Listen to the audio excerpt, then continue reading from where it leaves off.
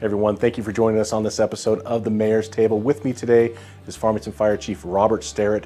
He's going to be providing us an education on things happening here at the fire department. This is a $10 million budget that we're talking about. Public safety is important to me. I know it's important to you. Stay tuned for more information.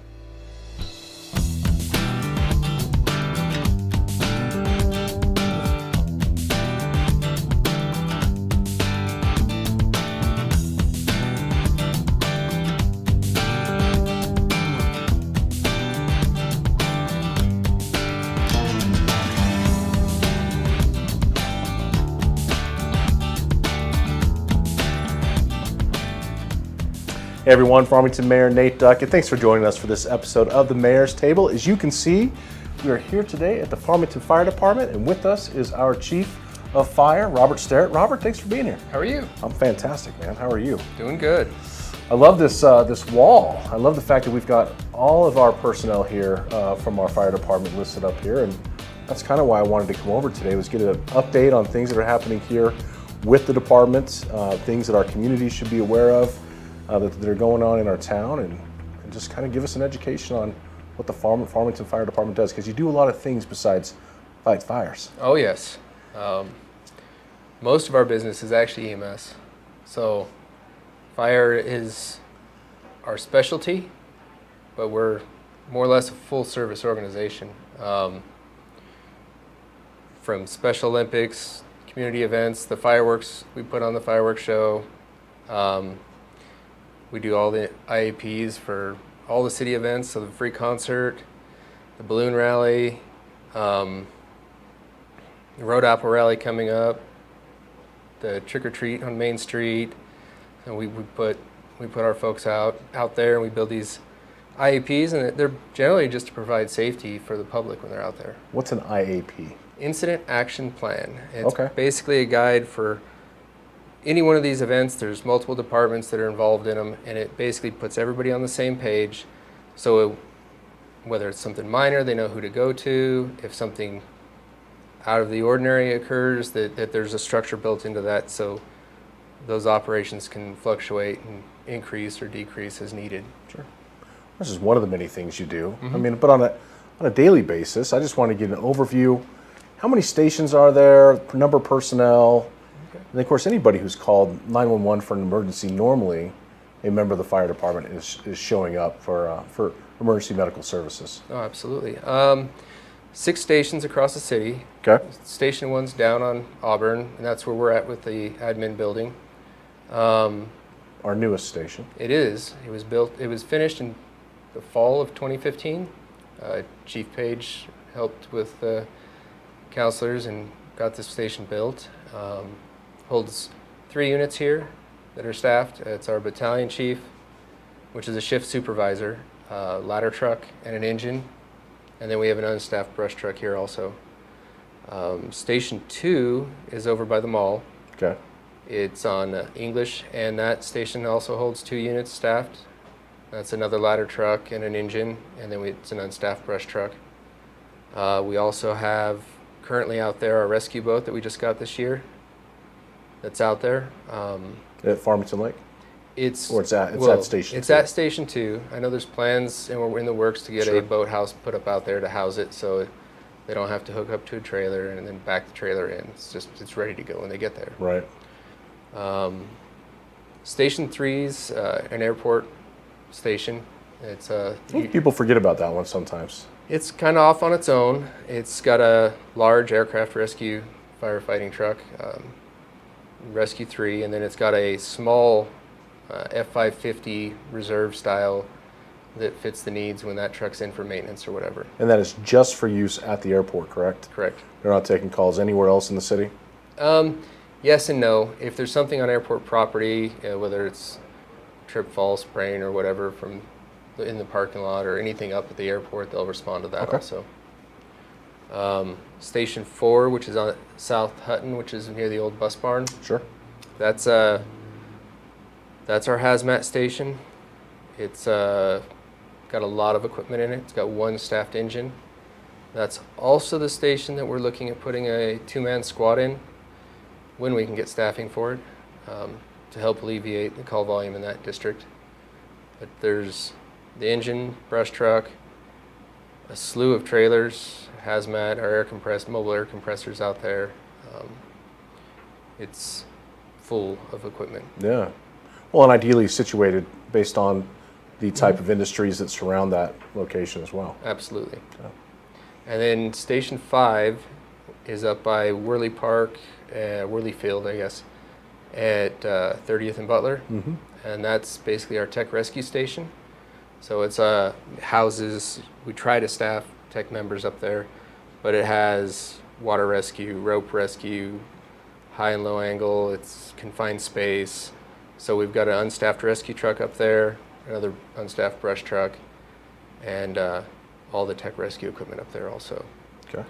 And then Station 6, which is on the west side of town near Harper Hill.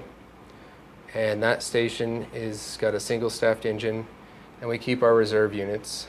We've got a reserve ladder truck and then 2 reserve engines, and that's just when these trucks got to get maintained, we can't take them out of service. So Sure.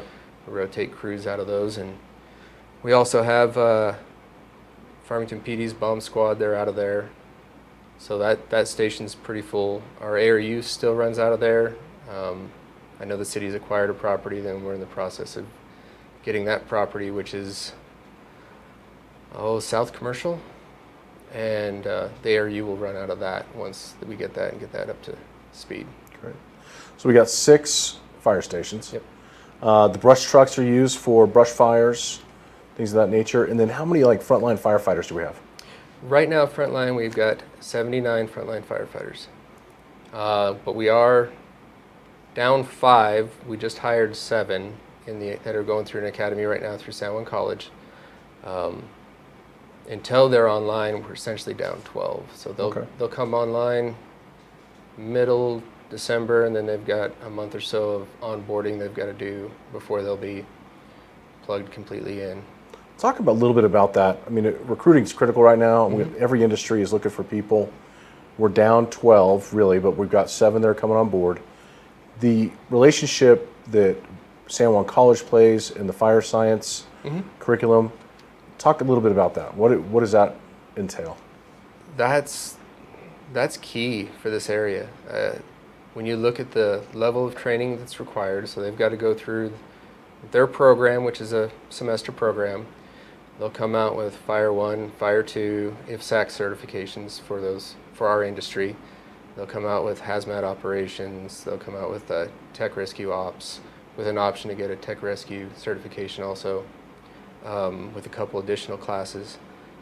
But that program's a huge financial, if we had to run it ourselves, the financial side of it would be astronomical. So they put out a very good quality candidates for us, and they're the only game in town. They're the only game in the area. If we're not pulling people that are either already working somewhere else, you're going to Albuquerque, Phoenix, Denver, Junction. That's where you're getting those certs from. The state does offer it through the State Fire Academy, but we don't see many of those. Many of those candidates go to the valley there, Albuquerque, Bernalillo. So, this is essentially one of the bloodlines for us. So with San Juan College's fire program, do you see folks here in the Four Corners from Cortez, Durango, Pagosa, other places? Are they also getting their accreditation there? Absolutely. Okay. It's got to be well attended then. It is. So Colorado has their own program. They're not an IFSAC state, they're a pro board state, so it's a different process for them. Okay. So they do a lot of stuff in state. But as far as what we see coming through the academy, we do get candidates from Cortez, from Durango, from Pagosa. It's as far as a full-time program, it's a top-notch program. So let's say I'm a kid coming out of high school, and I want to be a firefighter. What is the requirements to get on board?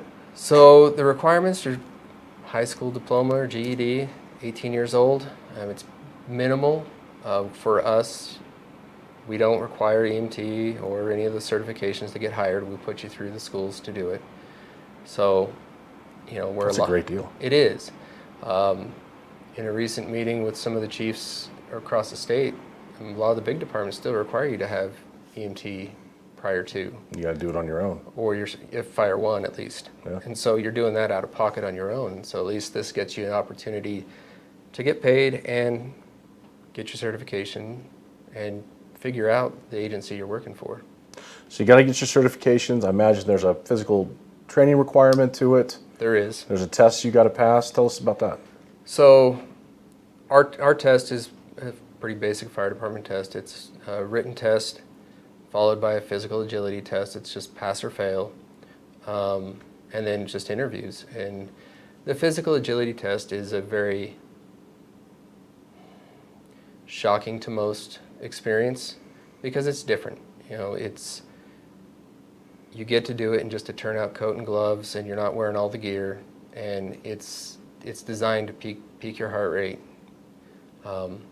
So you go down to the drill tower, run through a few obstacles, and it doesn't sound like much, but it taxes you. You know, pulling a hose, spraying water, you know, climbing 4 flights of stairs with some hose on your shoulder, and you know, the public really, you know, they don't understand the physics behind the hose. You know, I think everybody relates to garden hose or lightweight irrigation hose. Sure. You know, when you look at hose with water in it, water's roughly 8.5 pounds per gallon. And depending on which hose you're pulling, that's a lot. And those hoses, they're a fabric jacket, so when you're dragging it, it's nothing but friction. Sure. They can weigh, well, our 5-inch hose, our supply line, we hook to hydrants without any water in it. If it is absolutely dry and hasn't been used, is 110 pounds. Yeah, so you got to have some minimum requirements there. Make sure Absolutely. that people are physically capable of performing the duties that are going to be necessary. Mm-hmm. Not to mention the need to pick humans up, which that's not an easy thing to do. And a lot of your calls involve dealing with that aspect. I've fallen and I can't get up. Can you help me, please? Yes. And all of that goes, I mean, all of those functions are part of that physical agility evaluation. And it's because it's all bits and pieces of the job. It's not, you're not going to do all of it at once. I mean, in some weird circumstance you could. Right. But it's just bits and pieces. And so they take that program, and that's in the San Juan College program also. So when they get hired and they go through there, they do daily PT first thing in the morning. And the PT regimen is designed around recovery. And it's basically treating your body for short bursts of work, but being able to recover really quickly in between those. And then every Friday, I believe it's 12 Fridays, they have to do basically a combat challenge. And so that's where you put all those obstacles together, and then you put all the gear on and see what it's like to do that work with 75, 80 pounds of gear. And that's a challenge. It's very taxing. It is. I was thinking like the 5 seconds of work, you know, I was a lineman in high school, right? And every play was like 5 seconds long. But then it's the other components of adding all that additional gear on top of it, being able to breathe appropriately within the masks. I mean, all those things are very taxing, and I would imagine take some time to get used to. And so I wasn't aware that they were doing those types of practices. Is the whole department does them, or just those coming up through the program? How frequently are they doing the combat training? The online guys don't. We do an annual physical. It's more of a Cooper's style physical, so it's a run, stretch, reach. It's just a baseline to make sure people are still maintaining physical shape. When you're online, you have an hour and a half every day to work out. Paid. Paid, yeah. I mean, there's not many places where that happens. Sure. So 18 years old, coming out of high school, looking for an opportunity. Farmington Fire Department sounds like a great place for me to be. I'm energetic. I'm physically in shape. I'm a smart person. I'm a team player. And I apply, I get hired, go through the program. What's the starting wage? Starting wage, it's roughly $44,000. It's just under $44,600. I think it's $44,580. Sure. You can round. You know, and that, you know, one of the components of that is I recommend anybody interested come do a ride along, see what it's like. That's a great point. It's nothing like a Monday through Friday job. You know, you're working 48 hours straight, 4 days off, 10 days a month. It's an amazing work environment. It really is. And with that, I mean, we're going to be holding another test here probably in November. Okay. for folks. So how can people get a hold of information on where to go apply? City of Farmington HR, and we'll have it posted as soon as we get it. It should be here in a few weeks. Okay. Talking about the day-to-day, so if you are a new fireman here and you get through academy, you come online, you'll be given a mentor who's somebody that's going to help you through the process, because the academy portion is just a basic educational foundation that you need. It's not specific to Farmington Fire at the academy, so that when you come on, we give you a rookie book, and that's the specific to us component. Sure. Learning where equipment's at on trucks, how to use the equipment appropriately and safely. There's different JPRs they've got to go through and check off during that time frame. And so when you come on, you'll have a meeting with your mentor, figure out, what the process is, who to go to when you need something. Then you show up for your day of work and do a little sit down, pass down between the past shift, because as a 24-hour service, calls don't stop in the morning. So whether it's 5 a.m., there might be stuff that needs to be taken care of on the truck before you get rolling. So they do that, and then they'll figure out their meals, because we cook and eat and live at the station. So they'll do that, and they'll probably go shop, which is another skills test about following instruction. And then I'm a good shopper, Robert. I could do this. you'd be surprised. But no, I mean, it's building trust with the crew that when you're told to get something specific, that you get it. Sure. It relates back to when you're on scene. If you're told to go grab something specific, there's a reason they want that tool or Right. that piece of equipment, that you go get it and bring it back. Sure. Then you'll work out, and then during somewhere in the day you'll have a training, whether it's a EMS training or a fire-based training or an operational tech rescue training or hazmat. I mean, we've got roughly 240 hours a year of training that we have to cover for ISO between our members, so there's always going to be training. And amongst that is running calls. Right. Well, I keep mentioning 18-year-old. I want to be very clear. Mm-hmm. You can be 25, you can be 30. As a matter of fact, I think Kip Ricks came on board when he was 47, maybe older. fulfilling a lifelong dream to be a firefighter at the age of 47.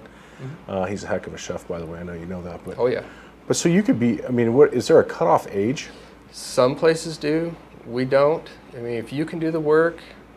We want you. Mm-hmm. Yeah. That's great to know.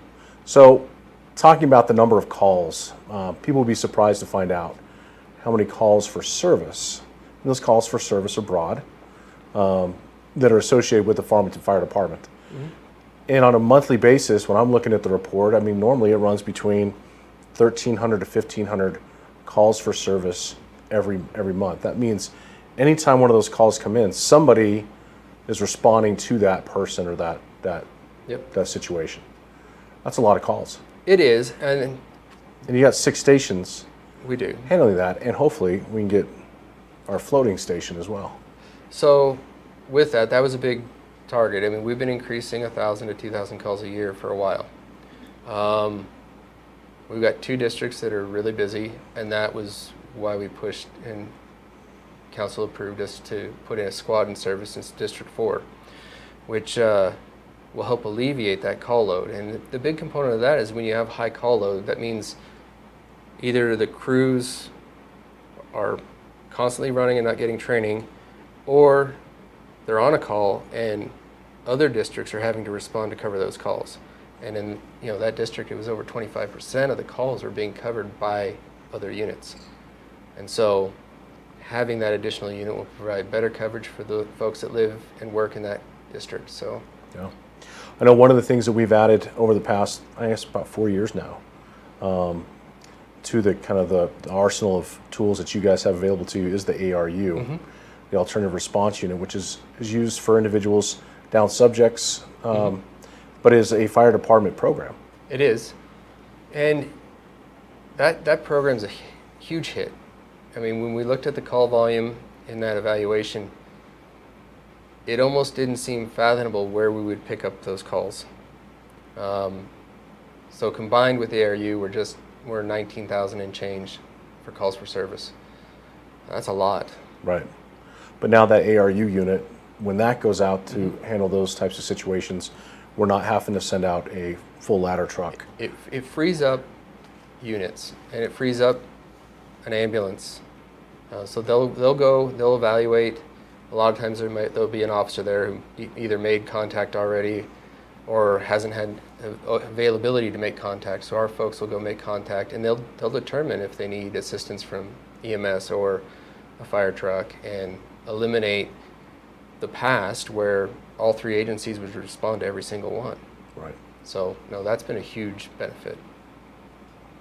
You've given us a lot of information. Is there anything in particular you'd like to make sure our community knows, issues that we're seeing around town maybe that fire's having to deal with this time of year that are higher than normal? Actually, well, not really. I mean, obviously with the wind and the weather, trees and power lines, it's just the continued level of education our guys have. I mean, schooling doesn't stop once you become a fireman. There's engineer programs to drive and pump these fire trucks. There's officer programs for lieutenants. There's officer programs for captains. There's training for battalion chiefs. It's just more school than you would ever imagine that's entailed in this, on top of 240 hours a year per person. And that's just training. That's not bettering yourself and making a next step up. That's just maintaining your credentials. Yes. Yeah. But we had the rescue during Riverfest, and that highlights a skill set, a high skill set. And so each one of our teams, whether it's tech rescue, hazmat, wildland, PALS, they're completely dedicated to their craft. And so that's a whole nother slot of training. And they do it all the time. And so when we're in that environment, they have to make a decision. They understand what's at risk, what can be done, and what the options are. And for this community, I mean, you look at this wall, and outside of the new recruits that are on here, or the newer cadets, they're all highly trained. Sure. And so that's a testament to this department and what they provide the community. Such a great point. Speaking about kind of those specialized training, I know one of the areas that we focus on is wildfire. Mm-hmm. And I believe we are allowed to be contracted out to help fight fires kind of broadly. Is there any that we're working on right now? We've got a crew right now in California, I believe Southern California. They've gone on 18 rolls this year. Obviously, the state had a lot of fires, and so we tried to help the state out. We are contracted through state forestry, and it provides us, goes back to training with incident management and the IAPs, is you take the bookwork and how do you apply it. This is a prime example of getting out in the field and applying the ICS and the incident management system and the paperwork in real life. And so they get plugged in, and there's task books, and it's the practical application of the bookwork. And then they bring that back to the city, and when we have something in the city, it's, hey, you're good at this. Right. Take this. And it's bridging the gap between bookwork and real skill set. And then when you go out on those, you get signed off by whether it's CAL FIRE or it's Forest Service. So you're getting federal recognition for the work you're doing, and we keep doing that. We keep bringing that back, and it builds the skill set. Well, it makes us stronger as a community in dealing with any of those situations. I think September, as I'm told, is National Preparedness Month. Sure is. Is there things you would like to make sure that the community knows that, from a fire chief's perspective, we could be maybe more prepared for, whether it's in our homes, in our cars? Yeah, there's, change your batteries and your smoke alarms with time change. I know it sounds ridiculous, but Oh, it's critical. They never go off in the middle of the day. It's always the middle of the night. Sure. But, that's for your, home, having, power outage. What are you going to do if you can't cook in the microwave or on your stove? Having some supplies, water. And we all saw with COVID, the hoarding of food and everything. I mean, what's if you couldn't get water? Yeah. So having some, I'm not saying just stock up, but having enough. I mean, the city of Farmington is really good with utilities, and when power goes down, it's usually not for too terribly long, but having the availability is there. Is there a resource that you provide, maybe through your webpage, that individuals can have access to? Mike Mestis with San Juan County OEM does provide that information on their site. In the future, I know we just posted a video that gives a rundown of general supplies to have on hand. Okay. But that also goes when you travel. We're coming up on winter, and I like to ski, travel. It doesn't take much in bad weather to get off the road, and who's going to find you? Unless you're on the road, it may take a few days, or if you're traveling I-40 and it gets socked in with weather and they shut it down, you might be stuck for 24, 48 hours. So just having blankets and water and just some snack food. Some way to make heat. Yep. Yeah. And so with that coming on, it's important to be prepared. Yeah. Great time right now to go and assess the inventory that people have in their homes.